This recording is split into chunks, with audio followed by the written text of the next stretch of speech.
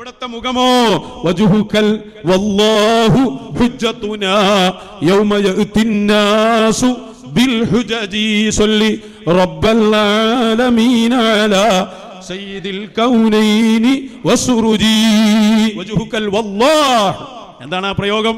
അവിടുത്തെ മുഖം വല്ലാഹ് വല്ലാതെ ലംഘി പ്രകാശിച്ചുകൊണ്ടിരിക്കുന്ന ആ സൗന്ദര്യമുള്ള അവിടുത്തെ മുഖം. സ്വഹാബത്ത് പറഞ്ഞു